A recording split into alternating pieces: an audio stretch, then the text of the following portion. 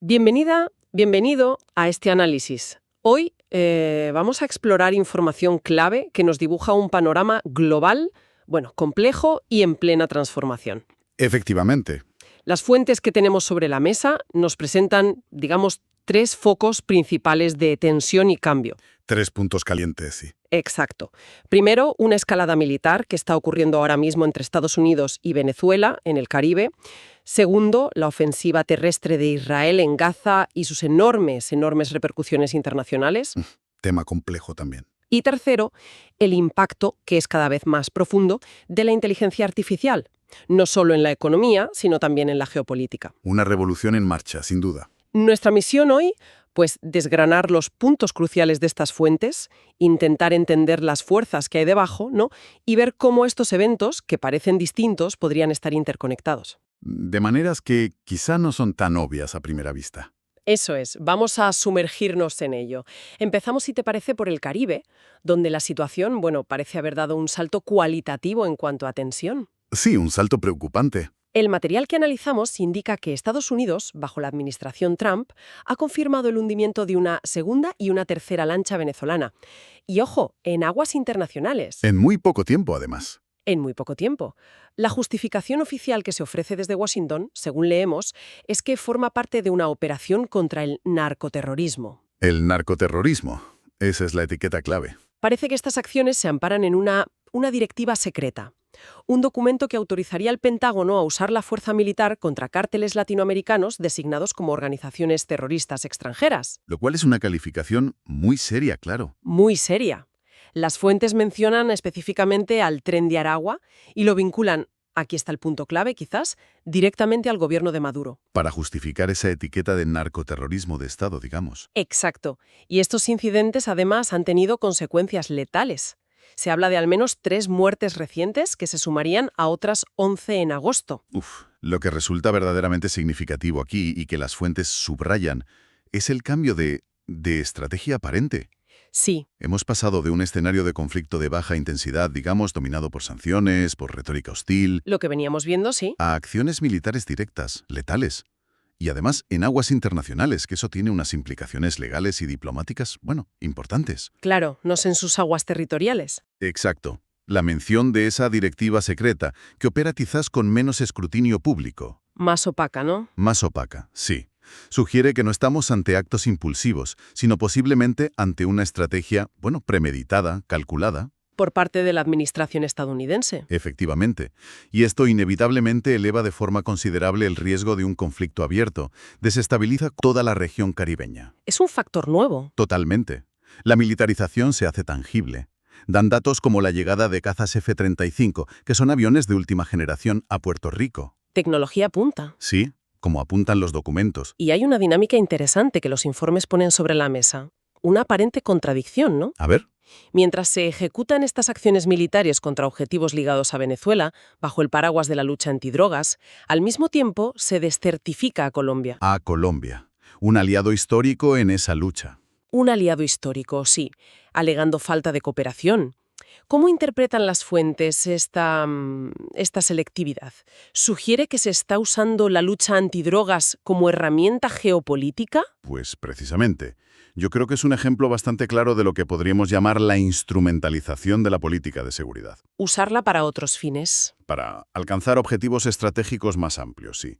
Se utiliza el argumento de la lucha contra el narco para presionar a regímenes adversarios, mientras se aplican, criterios diferentes a otros. Doble rasero, quizás. Podría verse así. Y las amenazas a países vecinos como Guyana y Trinidad y Tobago, que también se mencionan en las fuentes, son muy reveladoras. Sí, eso es llamativo. Demuestran cómo un conflicto inicialmente bilateral puede fracturar rápidamente la cohesión regional, forzar a naciones más pequeñas a tomar partido, aumentando la inestabilidad. Claro, las presiona. Estamos, según se desprende del análisis, ante un punto de inflexión potencialmente peligroso para la paz en el Caribe. Muy peligroso. Dejando esa tensión que hierve en el Caribe, las fuentes nos transportan a otro epicentro de crisis global, Oriente Medio. Otro punto candente, sí.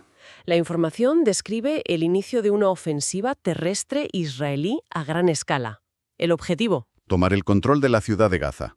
la fase principal, ¿La llaman los mandos israelíes? Exacto, la fase principal de su operación militar. Esto se traduce, según los informes, en bombardeos de una intensidad, extrema, aéreos, terrestres, con tanques. Una ofensiva total. Se citan declaraciones del primer ministro Netanyahu hablando de una poderosa ofensiva y del ministro de Defensa, Israel Katz, usando la expresión Gaza arde. Una expresión muy gráfica, Y dura. muy dura. El objetivo declarado públicamente es desmantelar la infraestructura terrorista de Hamás. Ese es el objetivo oficial. Pero el coste humano que reflejan estos documentos es sencillamente catastrófico. Las cifras son terribles. A pesar de las órdenes de evacuación emitidas previamente por Israel, se estima que cientos de miles de civiles palestinos siguen atrapados en la zona de combate. Cientos de miles. Una sola noche de bombardeos habría dejado al menos 41 muertos. Y se reportan también muertes por desnutrición severa. ¿Por desnutrición? Los testimonios recogidos pintan un cuadro desolador. Gente agotada, que lo ha perdido todo, que siente que no tiene a dónde ir. Una situación desesperada. Y además, la propia evacuación se describe como extremadamente difícil, peligrosa. Transportes sobrecargados, precios que alcanzan los $1.000 por persona. $1.000. Inasumible para la mayoría, claro. Totalmente inalcanzable. Y este drama humanitario se desarrolla en un contexto internacional, extremadamente polarizado, marcado por una acusación de una gravedad sin precedentes. ¿A qué te refieres? Pues un punto absolutamente clave que resaltan las fuentes es la conclusión formal a la que ha llegado una comisión independiente de investigación de las Naciones Unidas. ¿Y qué concluyen? Determinan que Israel está cometiendo genocidio en Gaza. Genocidio, esa es la palabra. Esa es la palabra. Bajo el derecho internacional, esta es la imputación más grave posible contra un Estado. Es tremendo. Aquí es donde la divergencia que muestran las fuentes se vuelve especialmente llamativa, ¿no? Sí, el contraste es fuerte. Porque, a pesar de esa conclusión tan rotunda de un órgano de la ONU, los informes indican que el secretario de Estado de Estados Unidos, Marco Rubio, en una visita a Jerusalén, reafirmó el apoyo sin fisuras de su país a Israel. Apoyo sin fisuras. Eso sí, al mismo tiempo pidió un alto el fuego en un plazo muy corto. ¿Qué implicaciones tiene esta postura? Es contradictoria, ¿no? Pues las implicaciones son profundas. Y sí, parece contradictoria. Por un lado, esta postura de EU contribuye a un mayor aislamiento diplomático de Israel. Justo cuando más se le critica. Exacto. Y por otro, pone seriamente en cuestión la capacidad de Estados Unidos para actuar como mediador creíble en el conflicto. Claro, pierde esa posición. Y quizás incluso su liderazgo moral en asuntos humanitarios a nivel global. Es interesante también observar que los propios documentos analizados, incluyendo fuentes israelíes, Sí. mencionan advertencias internas dirigidas a Netanyahu por parte de sus responsables de seguridad. Advertencias sobre la operación. Sobre los altos riesgos de la operación, especialmente en bajas civiles, y sobre la alarmante ausencia de un plan claro para la gobernanza de Gaza después. El día después, ¿no? El famoso día después. Exacto. ¿Qué pasa después del conflicto? Esto abre la puerta a un escenario donde una posible victoria táctica a corto plazo Si la consiguen. podría convertirse en una derrota estratégica a largo plazo, derivando en una ocupación militar indefinida, costosa en vidas, en recursos y sin un horizonte político viable. Complicado. Y esta ofensiva parece también dinamitar puentes diplomáticos. Totalmente. Su inicio coincide con llamamientos urgentes de la Asamblea General de la ONU, de gran parte de la comunidad internacional, pidiendo un alto el fuego ya. Y la reactivación de la solución de dos estados. Exacto. Sin embargo, las fuentes citan a Netanyahu rechazando de forma explícita la idea de un Estado soberano palestino. Lo rechaza de plano. Da la sensación de que la acción militar, quizá deliberadamente, busca crear hechos consumados sobre el terreno. Que hagan inviable esa solución política. Crear una nueva realidad. Exacto. Hacerla imposible en la práctica. Y el tercer gran eje temático que abordan nuestras fuentes nos lleva de la geopolítica pura a la intersección con la tecnología y su impacto disruptivo a escala planetaria. La inteligencia artificial. La IA. Ya no hablamos solo de herramientas que nos asisten, sino de la irrupción de lo que se llaman agentes de IA autónomos. Agentes autónomos. Ese es el concepto clave ahora. Es decir, sistemas capaces de realizar tareas complejas de principio a fin, Por sí mismos. interactuando con el entorno físico o digital. Como un gestor de logística completo o una campaña de marketing entera hecha por IA. Exacto. Pensemos en eso. Los expertos y líderes tecnológicos citados en estos materiales lanzan predicciones, bueno, bastante radicales. Hay mucho debate ahí. Algunos vaticinan que, en un futuro no muy lejano, la gran mayoría de las tareas laborales actuales podrían ser automatizadas por estos agentes de IA. La gran mayoría. Eso es impactante. Ya estamos viendo aplicaciones muy concretas, muy palpables, en logística avanzada, en robótica industrial con los cobots, Los robots colaborativos, sí. que trabajan junto a humanos, en medicina con avances espectaculares como la edición genética CRISPR o el diseño acelerado de fármacos, Una revolución en la investigación médica. en ciberseguridad con la criptografía poscuántica, Fundamental para el futuro de la seguridad digital. esencial para proteger nuestros datos de los ordenadores cuánticos, y en la optimización casi en tiempo real de las cadenas de suministro globales, O sea, aplicaciones en todos los sectores clave. en todas partes, Lógicamente, esta perspectiva genera un debate social y económico muy intenso. muy fuerte. Claro. Por un lado, se detecta lo que las fuentes llaman el FOBO, El FOBO, las siglas en inglés de Fear of Becoming Obsolete, el miedo a quedar obsoleto. claro, el miedo a perder el trabajo. Exacto. Es un temor extendido al desempleo masivo, que afectaría especialmente a trabajos de baja cualificación o muy rutinarios. Pero, en contraposición, ¿Hay otra visión? hay otra visión, sí, que califica a la IA como una tecnología normal, ¿Normal? ¿En qué sentido? en el sentido de que, como otras grandes innovaciones del pasado, la electricidad, Internet transformará profundamente el mercado laboral, redefinirá muchos roles. ¿Cambiará cómo trabajamos? Exacto. Pero no necesariamente conducirá a una eliminación neta masiva de puestos, sino a una reconfiguración, una adaptación. Ante este escenario de cambio profundo, entonces, ¿qué habilidades se vuelven cruciales? ¿Qué necesitamos? Pues los análisis apuntan a la necesidad de cultivar lo que llaman metahabilidades. ¿Metahabilidades? ¿Cómo cuáles? La más destacada parece ser la capacidad de aprender a aprender. La agilidad para adaptarse. Exacto. La disposición para adquirir nuevas competencias continuamente. Y también se recalca el valor, quizás ahora más importante que nunca, de cualidades humanas, Como el liderazgo. como el liderazgo empático, la creatividad, el pensamiento crítico, la conexión interpersonal, lo que las máquinas, de momento, no pueden replicar fácilmente. Lo intrínsecamente humano. Eso es. Pero es fundamental entender que el impacto de la IA trasciende, y mucho, el ámbito laboral. Va más allá del trabajo. Mucho más allá. Como indican claramente las fuentes, se ha convertido en un nuevo y decisivo campo de batalla geopolítico. La geopolítica de la IA. Exactamente. La competencia por la supremacía en inteligencia artificial entre las grandes potencias, especialmente Estados Unidos y China, es encarnizada, Una carrera tecnológica feroz. feroz.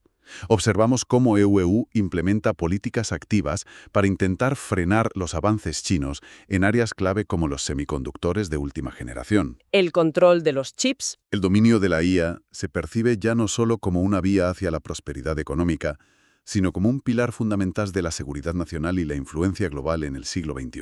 Es el nuevo paradigma de poder. Esencialmente sí. Un nuevo paradigma de poder. Y como ocurre a menudo con tecnologías que avanzan a esta velocidad, bueno, el marco regulatorio va por detrás, ¿no? Significativamente por detrás. Sí. Según leemos, la ONU ha fijado como una prioridad para 2025 establecer límites globales para la IA. Límites globales. ¿Suena ambicioso? Muy ambicioso. Pero la realidad es que actualmente carecemos de marcos legales, éticos, claros y consensuados a nivel internacional para gobernar el desarrollo y despliegue de estos superagentes y otras tecnologías de IA avanzadas que ya se están, gestando. Y eso plantea riesgos enormes, supongo. De una magnitud considerable, sí. Potencial uso militar autónomo, descontrolado. La perpetuación o incluso amplificación de sesgos sociales a través de los algoritmos. Que las máquinas hereden nuestros prejuicios. Exacto. La concentración del poder de manipulación de la información a una escala nunca vista representa un desafío ético monumental y para algunos analistas incluso de carácter existencial para la humanidad. Un desafío existencial. Casi nada. Casi nada. Bien, hemos navegado por estas 3 áreas críticas basándonos en la información disponible: la escalada militar en el Caribe, la crisis devastadora en Gaza y la imparable revolución de la IA. Intentemos ahora conectar los puntos. A ver qué imagen general emerge. ¿Qué panorama general emerge cuando consideramos todo esto en conjunto? Pues lo que parece emerger del análisis combinado de estas fuentes es la imagen de un mundo atrapado en una transición. Una transición profunda, compleja Llena de tensiones. y enfrentando lo que podríamos llamar desafíos duales. O paralelos. Por una parte, persisten y se agudicen los conflictos geopolíticos tradicionales, Los de siempre, digamos. basados en territorios, recursos, ideología, como vemos claramente en la tensión EU-Venezuela, en el Caribe, o en la crónica crisis palestino-israelí, con foco ahora en Gaza. Conflictos clásicos, pero quizás con elementos nuevos. Exacto. Incluso estos conflictos clásicos están siendo moldeados por nuevas dinámicas que las fuentes sacan a la luz. La instrumentalización de políticas como la lucha antidrogas con fines geopolíticos. Lo que hablábamos del Caribe. Nos siguen la peligrosa desconexión entre la acción militar masiva y la ausencia de una estrategia política a largo plazo, como parece ocurrir en Gaza. La falta de un plan para el día después. Efectivamente. Y, de forma simultánea, entrelazada con esto, está surgiendo y consolidándose un nuevo tipo de confrontación global. Menos visible quizás, pero igual de importante. Quizás menos visible en el día a día, pero con un potencial transformador inmenso. La carrera tecnológica por la hegemonía en inteligencia artificial. La gran partida estratégica del siglo XXI. Como señalan los documentos, sí, polarizada principalmente entre Estados Unidos y China.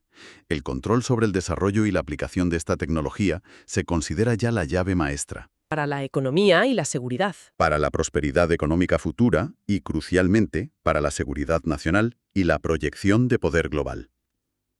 Esto, inevitablemente, está destinado a reconfigurar alianzas, crear nuevas dependencias, exacerbar rivalidades. Cambia todo el tablero. Exacto. Entonces el escenario que dibujan estas fuentes nos exige una capacidad para gestionar 2 realidades superpuestas, ¿no? Sí, 2 niveles de realidad. Por un lado, las tensiones geopolíticas palpables, a menudo violentas, con consecuencias humanitarias directas. Y por otro, la revolución tecnológica subyacente que está reescribiendo las reglas del juego económico y de poder. De una forma más silenciosa, quizá, pero igualmente determinante. Exactamente. Es un panorama de una complejidad, abrumadora. La promesa casi utópica de una abundancia radical que algunos asocian a la IA. La visión optimista. Cultura social. Una desigualdad económica sin precedentes. La cara oscura de la misma tecnología. Los conflictos militares se siguen librando con armamento convencional, con tácticas conocidas, pero en paralelo, el poder real a escala global se está redefiniendo a través de la innovación tecnológica. Del control de los datos, del dominio de los algoritmos. Lo que estamos presenciando a través de estas instantáneas que nos dan las fuentes es la reconfiguración del orden mundial casi en tiempo real. Con todas las incertidumbres y los riesgos que eso conlleva. Es vertiginoso. Sin duda, un cuadro complejo y lleno de tensiones el que pintan estas fuentes. Nos muestran desde acciones militares directas en el Caribe hasta crisis humanitarias de escala desoladora en Gaza. Y al mismo tiempo, Tiene el poder en el escenario mundial. y quizás una reflexión final que se desprende de este análisis cruzado y a la que invitan las propias fuentes, Sí, ¿cuál sería? es la necesidad de pensar no solo en cómo gestionar estos desafíos geopolíticos y tecnológicos de forma aislada. Por separado. Hay que ver las conexiones. Sí. Sino en comprender cómo interactúan, cómo se retroalimentan y se amplifican mutuamente. De maneras que apenas empezamos a vislumbrar, ¿eh? Dame un ejemplo. Pues, por ejemplo, cómo podrían las capacidades avanzadas de la IA, como esos agentes autónomos de los que hablábamos, Sí. influir en la naturaleza y la escalada de futuros conflictos, como los que hemos analizado hoy, en el Caribe, en Gaza. La IA aplicada a la guerra. Exacto. O cómo la creciente competencia geoestratégica por recursos críticos indispensables para la tecnología, pensemos en semiconductores, tierras raras, Recursos que son clave para la IA. podría exacerbar tensiones regionales o globales que ya laten bajo la superficie. Una nueva fuente de conflicto basada en la tecnología. Podría serlo. Ahí queda una pregunta crucial sobre las interconexiones a menudo ocultas de este nuevo y cada vez más intrincado tablero mundial que estamos obligados a intentar comprender. Una pregunta fundamental para el futuro, desde luego.